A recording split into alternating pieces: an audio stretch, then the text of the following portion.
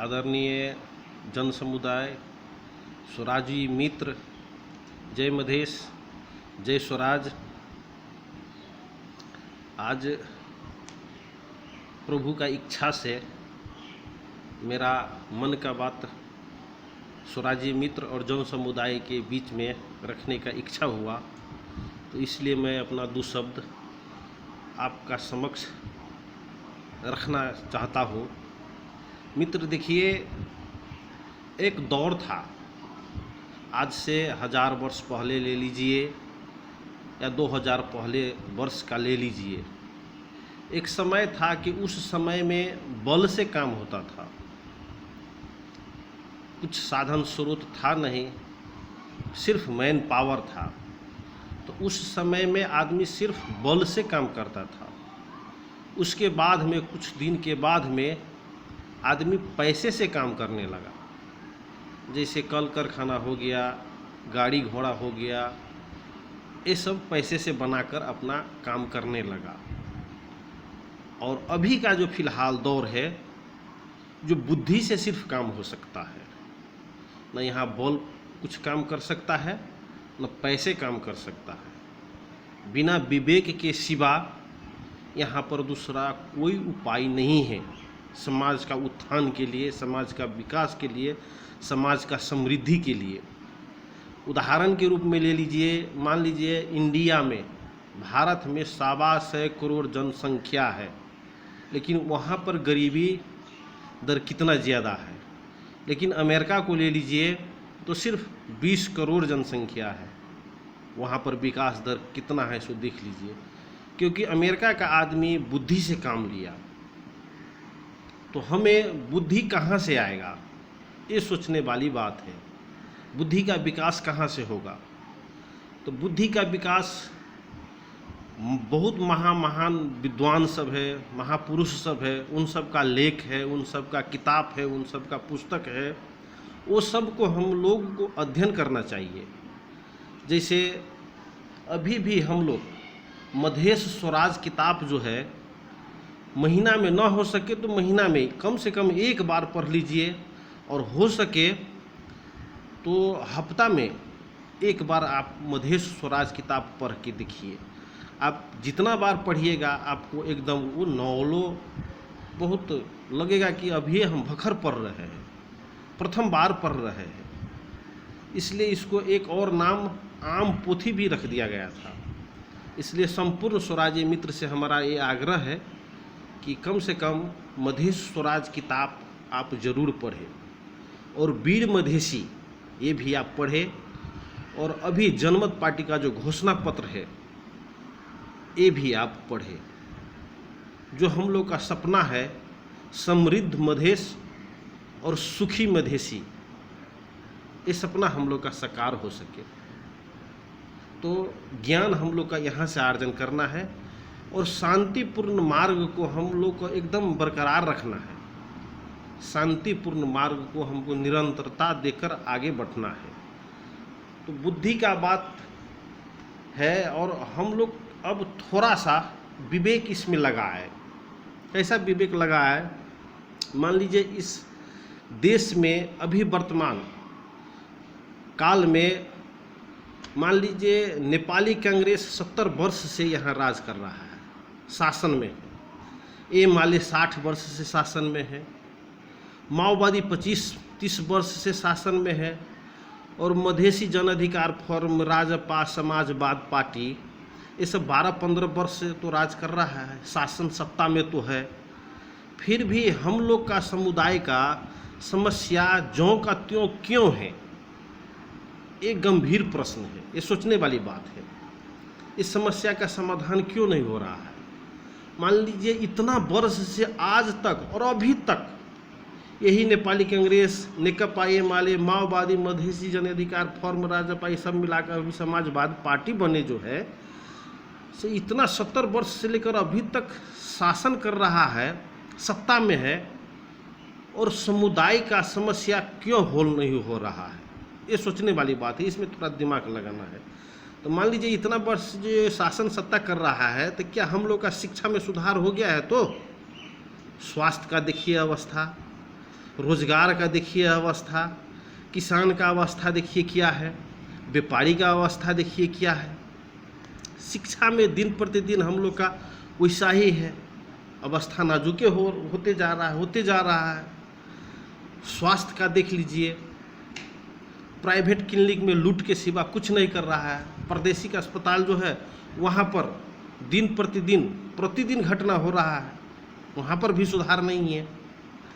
रोजगार, हर युवा का विदेश पलायन हो रहा है, विदेश जा रहा है और वहाँ से भी सुरक्षित नहीं है। मान लीजिए विदेश में हम लोग जाकर वहाँ पर कमाते हैं पैसा, वो पैसा कहाँ भेजते हैं? यहीं पर भेजते हैं रेमिटेंस के मार्फत से। तो रेमिटेंस में देखिए कर भी कितना है यहाँ पे। मान लीजिए भारत से जो मोटरसाइकिल कीन कर लाता है यहाँ पर, नेपाल सरकार 40,000 में लाता है, तो उसको यहाँ पर 2,40,000 में बेचता है। विदेश से जो पैसा कमा कर लाते हैं वो यहाँ पर लूटता है। तो इतना दिन से ये सब पार्टी सरकार में है, सत्ता में है, समस्या का जो का तो समाधान नहीं हो रहा है, तो हम लोग को क्या करना चाहिए? सोचने वाली बात है। मान लीजिए आज हमारे शरीर में कोई रोग लग गया है 20 वर्ष या 25 वर्ष से, यही टेबलेट, ये सीटामोल है कि क्या है, और यही टेबलेट हम खा रहे हैं बार बार, फिर हमारा समस्या समाधान नहीं हो रहा है। तो क्या यही टेबलेट हमको खाना चाहिए था? तो कि इस टेबलेट को उखाड़ कर सीधे हमको फेंक देना चाहिए था।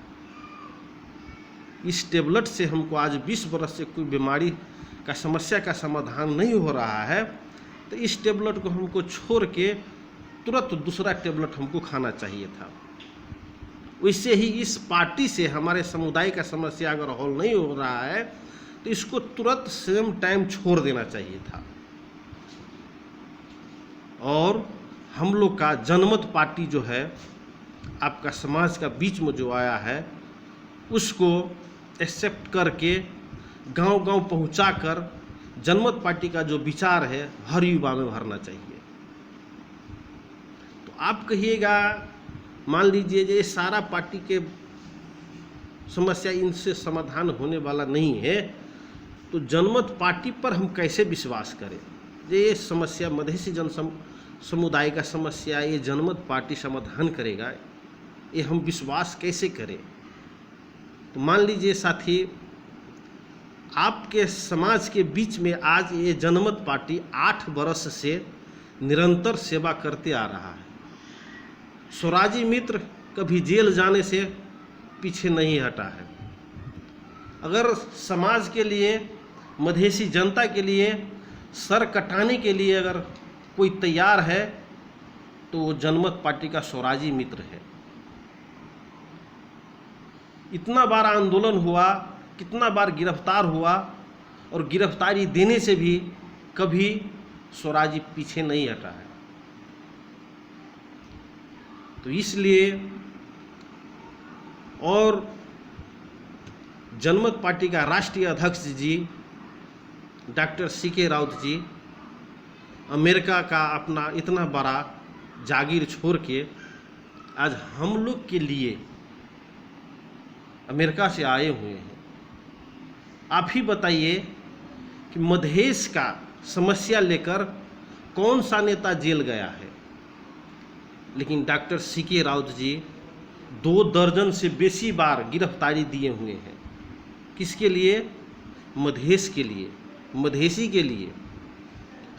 और कभी भी आंदोलन में सबसे आगे नेतृत्व करने वाला अगर लीडर है कोई, तो जनमत पार्टी का डॉक्टर CK राउत जी है। मधेश में आज अगर इज्जत कमाई है तो वो कोई है तो डॉक्टर CK राउत जी है। तो इसलिए जनमत पार्टी पर भरोसा करके, जनमत पार्टी पर विश्वास करके, कम से कम आप उसको देखिए एक बार, ये मधेश का समस्या समाधान करेगा कि नहीं करेगा। आपको एक बार देखना होगा इनको।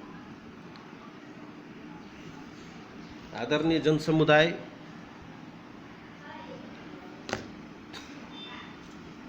अभी का अवस्था देखिए किसान का।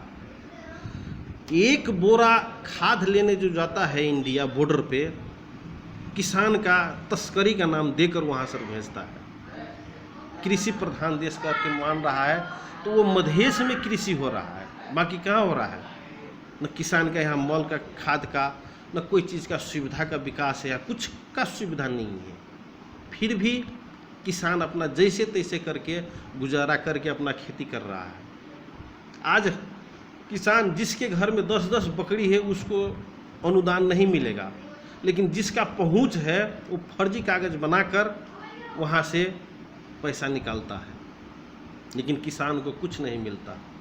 इसलिए आदरणीय जन समुदाय से हमारा एक ही आग्रह है कि जनमत पार्टी पर विश्वास करें, और जनमत पार्टी का अग्रिम दिन में जाकर, और चुनाव आता है तो भारी बहुमत से जनमत पार्टी का कार्यकर्ता जहाँ कहीं खड़ा हो उनको भारी मत देकर विजय बनाएं।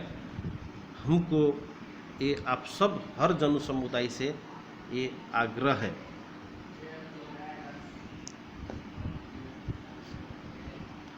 और आज एक हम वीडियो देखे थे फेसबुक पे बीएन पटेल और रीना यादव जी का। मैं तहे दिल से धन्यवाद देना चाहता हूँ दोनों कलाकार को कि कम से कम आप जनमत पार्टी का दिल का भावना समझ के आप जो एक वीडियो बनाए हुए हैं बहुत अच्छा है। आप संपूर्ण कलाकार ये देश का एक अंग है, और आप ही सब कलाकार ऐसा विचार देंगे तभी हमारा मधेश समृद्ध मधेश और सुखी मधेसी हो सकता है। आप सबका सहयोग और आप सबका समर्पण मधेश में सराहनीय है।